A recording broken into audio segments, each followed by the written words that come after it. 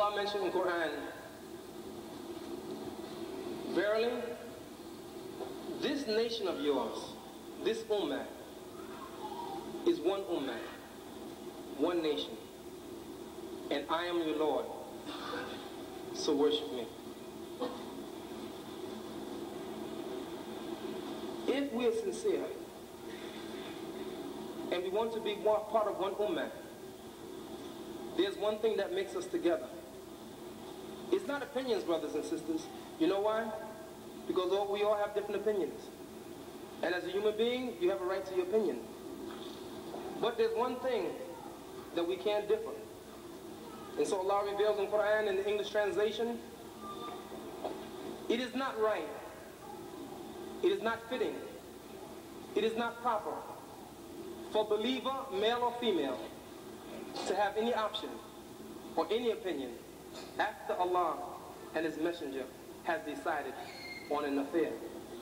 You see, brothers and sisters, if you're a believer, then you're tested by your belief. I remember being in the Nation of Islam from 1969 until I left. And all those years, from 1969 to 1975, I did not do once what we did tonight. You notice this program tonight? We stopped about 8 o'clock. And we told the people that we're going to have a break. Going to have an intermission. What did we do in this intermission? Did we go out and buy refreshments? No. We went out and prayed. Why did you pray, brother? Why didn't you finish the program and pray later? Prayer, we can do that later. We stopped and made prayer because of the significance of prayer. You see, brothers and sisters, if you're going to be a Muslim, if you're going to be a true believer, then you must make your agenda the agenda of Allah. I given khutbah after khutbah on Friday, and then I woke up. If I'm going to be imam, if I'm going to give a khutbah, if I'm going to give a sermon, what's going to be my text?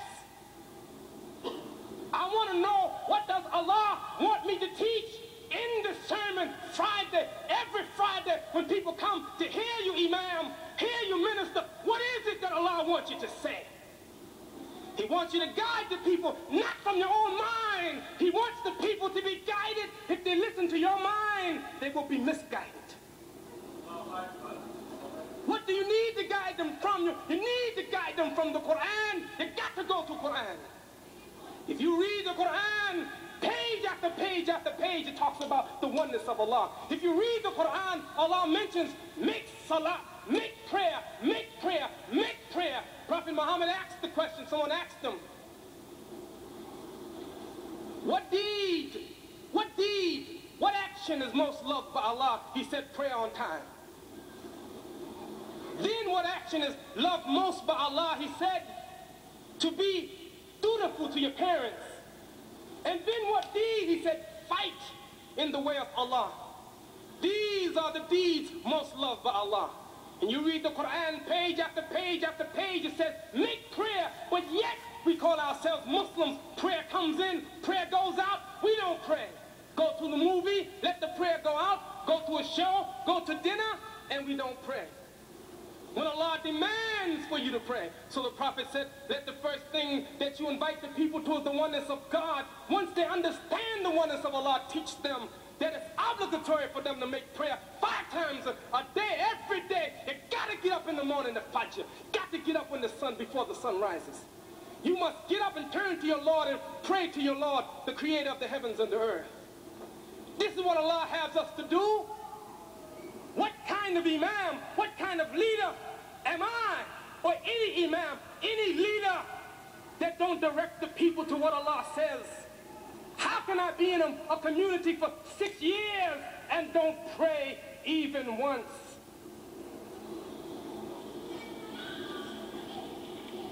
But I have other agendas. I must teach the black man the knowledge of himself. Yes. Teach them the knowledge of self. Yes. But first, teach them the oneness of Allah first. The most important knowledge that a human being can have is not the knowledge of self. It is the knowledge of Allah, the Lord of the worlds. This is the first knowledge. Because on the day of judgment, when I stand before Allah, Allah will give me no credit for the blackness of my skin, no demerits for whiteness, no demerits for wealth, riches, none but belief in the oneness of Allah. This is the most important thing.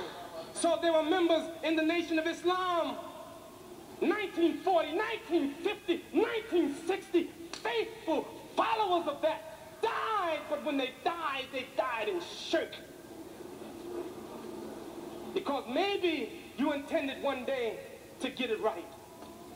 Maybe 30 years from now, 40 years from now, I teach you right, I teach you the truth, but you must teach Allah's priority first. And that is the oneness of Allah. Then prayer. You say, oh, why? You don't know, you don't believe Allah's strength. You don't know the power. How many times Allah mentions prayer in Quran over and over again? Aqimu salah, establish the salah, establish the prayer. Why? Because what it does to you. In the Nation of Islam, yes, I'm not going to lie to you, we stood up like this and we faced the east and we said this was our prayer. Prophet Muhammad said, Sallu kama ra'aytumuni usalli. Pray as you see me pray. And I remember we used to make mockery of the Muslims who would put their head on the ground and pray, turn to the Kaaba, turn to the Qibla, turn to the direction of Mecca and pray. We used to make mockery because we didn't understand the power of prayer. Allah says in Quran, verily prayer keeps one away from indecency and immorality. Prayer keeps one away from this. Allah knows what he's saying, he knows what he's doing. Imam, I told the brothers and sisters the other day, I was invited to the house of the mayor. I was invited at 5:30. And every time I'm invited to go somewhere,